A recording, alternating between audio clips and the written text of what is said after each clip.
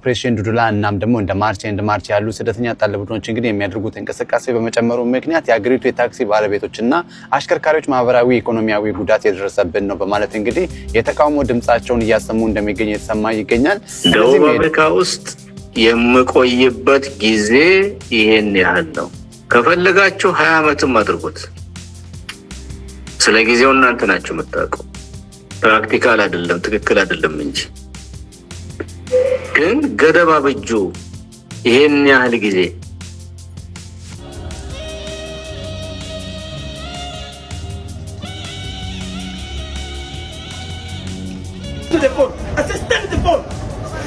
Put the phone down. Put it in the pocket. Very good. Sure.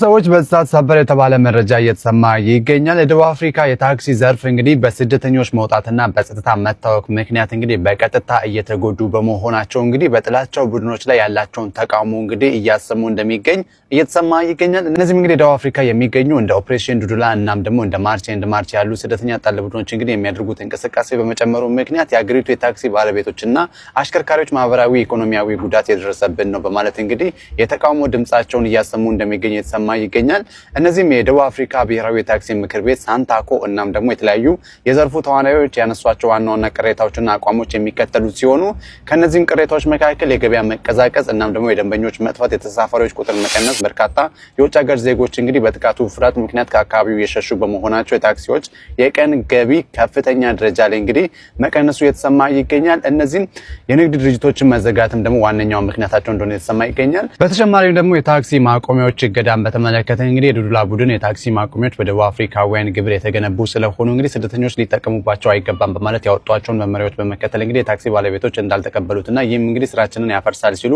መቆማቸው የተሰማ ይገኛል። በተጨማሪ ደግሞ የባለ ታክሲዎቹ አቋም ሳንታኮ የሀገሪቱ የኢሚግሬሽን ሕግ መከበር እንደሚፈልግ ቢገልጽም እንግዲህ ማንኛውም አይነት የስደተኞች ቁጥጥር መደገፍ ያለበት በሰላማዊና በህጋዊና በሀገሪቱ የጸጥታ አካላት ብቻ መሆን አለበት ሲል እንግዲህ በህዝባዊ ኃይል መሆን የለበትም ሲል እንግዲህ ጥቃቱን እንግዲህ እንደሚያወግዝ መግለጹ ተሰምቷል። አዳዲስ መረጃዎችን ካገኙ ወደ እናንተ ማድረስላችኋል። እስከዛው መልካም ጊዜ። ሰላም ኢትዮጵያና ኤርትራውያኖች እኛ ሐሳብ ቀይረናል። ሁሉም በየቦታ መስራት ይችላሉ። በፍሪደም መስራት መግባት መውጣት ሁሉም ይችላሉ። ሌላ የሚናገሩትን እጅ ከፍንጅ እንይዛልና ወደ እስር ቤት እናስገባለን። አርፋችሁ ስሩ።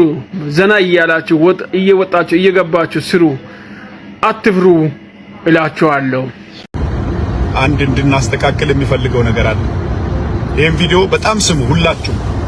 ኮንፈረንስ የሚባል ኮንፈረንስ በደቡብ አፍሪካ እንዳይኖር በደንብ ያዙልኝ። ኮንፈረንስ በደንብ ያዙ።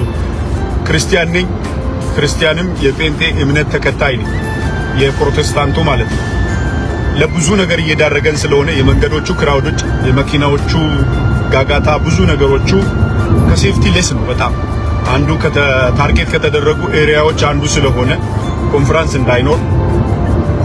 እንዳይኖር በደንብ ስሙ፣ ቦልድሊ ስሙ። በአለም ያላችሁ ይሄ ሰውየው ምን ሆኖ ነው ኮንፈረንስ እንዳይኖር እያለ ነው ብላችሁ ካላችሁ ይሄ ሰውየው ኢትዮጵያዊነት፣ ይሄ ሰውየው የሰው ልጅ እንዳይሞት፣ የሰው ልጅ ገሎ ኮንፈረንስ የለም። ኮንፈረንስ እንዳይኖር ኮንፈረንስ የምታረጉ፣ ሰርግ እንዳይኖር ሰርግ የምታረጉ ይሄኛውን ማይበል እስክናልፍ ድረስ በደንብ ስሙ። ይሄንን ኢንታየርስ ደቡብ አፍሪካ ያለውን የአዌርነስ የሚዲያ ጥምረት የሁሉንም ድምጽ ወክዬ ነው እዚህ ያወራ ያለው።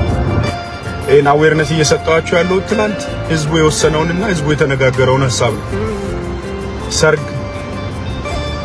አሁን ህዝቡ እንዳይጎዳ ከፈለጋችሁ፣ ህዝቡን ለጉዳት ለመዳረግ ካልፈለጋችሁ ማህበረሰብ ተወካዮች፣ የኤምባሲ ልኡካን፣ ከውጭ ጉዳይ የመጡ ልኡካን ባሉበት ያወራነው ሐሳብ ነው። ሰርግ ቀንሱ፣ ኮንፈረንስ ቀንሱ፣ የህዝብ ክራውድድ ቀንሱ። በየቢልዲንጉ ይሄ ግር ብላችሁ ክራውድድ የምትፈጥሩትን ቀንሱ ተብሏል። የተነሳውን አጀንዳ ነው እየተነጋገርን ያለ ነው። ፈጣሪ ባላችሁበት ይጠብቃችሁ። ራሳችሁን ጠብቁ። መረጃዎችን ተለዋወጡ። በየፕሮቪንሱ ያላችሁ ይሄ በየፕሮቪንሱ ከነኚህ ጽንፈኞች በስተጀርባ አሉ ብላችሁ የምትጠረጥሩ ሰዎችን ጠቁሙ። ይሄም አጀንዳ ትላንት የተነሳ ነው። ጠቁሙ። በየፕሮቪንሱ ከጽንፈኞች በስተጀርባ ያሉ መንግስት ነው የሚፈልግ። ጠቁሙ።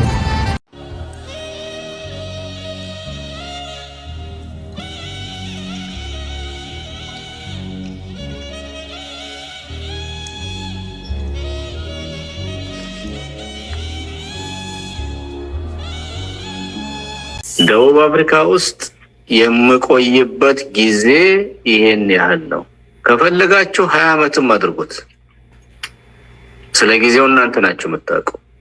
ፕራክቲካል አይደለም ትክክል አይደለም እንጂ ግን ገደብ አብጁ ይሄን ያህል ጊዜ እና የሚማር ካለ ተምሮ የሚነግድ ካለ ነግዶ በሌላም የሥራ የሙያ መስክ የተሰማራ ሁሉ መቆያዬ ይሄን ያህል ጊዜ ነው ብሎ መወሰን ከሰው ልጅ አእምሮ ይጠበቃል። ከጤናማ ማመዛዘን ከሚችል የሰው ልጅ አእምሮ ይጠበቃል።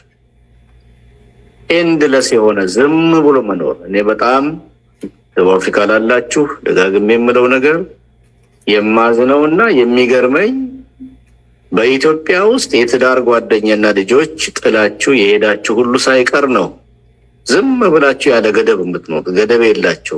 አዎ ትዳር በሀገር ቤት አለ፣ ልጆች አሉ። ልጆቼ ሳይጎረምሱ ባለቤቴ እድሜዋ ሳይገፋ እኔም እድሜ ሳይገፋ ፋንክሽናሊቲ እና ሞቢሊቲ ሳይቀንስ ሳልዳከም ወደ ሀገሬ በዚህ ጊዜ መለሳለሁ የሚል የጊዜ ገደብ ይኖራችሁ ይላሉ። ባለትዳሮች ትዳር ኢትዮጵያ ውስጥ የጣሉ ሳይቀር ዝም ብለው ያለ ገደብ ይኖራሉ። ምን አይነት ነው ይሄ? ስለዚህ ሁለተኛው ምክር ሐሳቤ ደቡብ አፍሪካ ለገባችሁ የጊዜ ገደብ አብጁ። towards that end towards that goal ነው መኖር ያለባችሁ።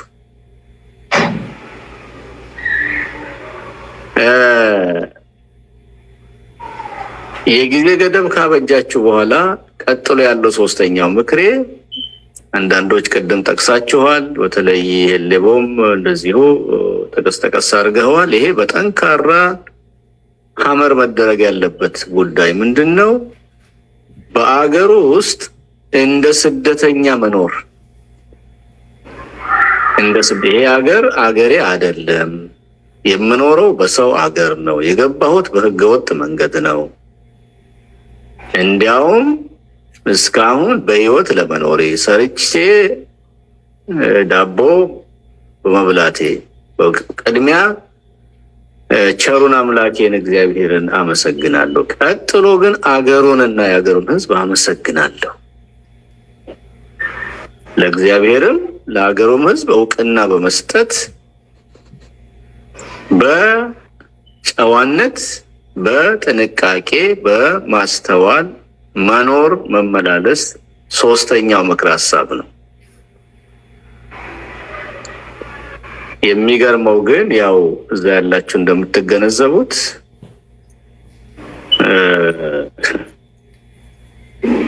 ያው እያንዳንዱ ህጋዊ ተጠያቂነት በገንዘብ በሳንቲም ስለሚወጣ ስደተኛው የሀገሩ የሎ ኢንፎርስመንት ሲስተም ደግሞ ኢዚሊ ማኒፑሌት የሚደረግ በቀላሉ በሳንቲም የሚቀያየር አይነት በመሆኑ ምክንያት ይሄ ምንም ድብቅ የለውም።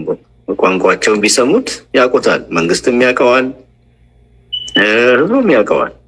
እና በቀላሉ በሳንቲም የሚጠመዘዝ ማኒፑሌት የሚደረግ የሎ ኢንፎርስመንት ሲስተም Put the phone down. Put it in the pocket. Very good. Sure. Nonsense. Papa, I want you to sit like this. Nonsense. Zulu. Yeah. Say Zulu. Very good. When I open my eyes will be light skin. 3, 2, 1. If you were dark skin, I would have scrambled you. Oh, the dark skin is the right. I want you to wear a green beanie. 3, 2, 1. Yeah. If you do not have a green beanie, finish you. Nonsense. You sit on the phone. I said sit on the phone. Have earphones. Very good. Good girl. አሁንም እነግራችኋለሁ ወረቀት የደቡብ አፍሪካ ጥገኝነት ወረቀት ይዛችሁ የኢትዮጵያን ፓስፖርት ቪዛ ያለውንም የሌለውንም መያዝ አይቻልም። ይሄንን ቪዲዮ ለሶስተኛ ጊዜ ነው የምነግራችሁ። የተጎዱ ሰዎች አሉ። በዚህ ምክንያት ወረቀታቸው ካንስል የተደረገባቸው ሰዎች አሉ። ወረቀታቸውን የተከለከሉ ሰዎች አሉ። የታሰሩ ሰዎች አሉ። አሁንም ደግሜ ነግራችኋለሁ የደቡብ አፍሪካን የጥገኝነት ወረቀትና የኢትዮጵያን ፓስፖርት አንድ ላይ መያዝ ወንጀል ነው፣ በደቡብ አፍሪካ ሕግ ያስቀጣል። ስለዚህ አንድ ላይ መኪናችሁ ውስጥም ኪስ ውስጥም ሁለት ዜግነት የሚገልጽ ወረቀት መያዝ ክልክል ነው። ለጓደኛችሁ ሼር አድርጉ።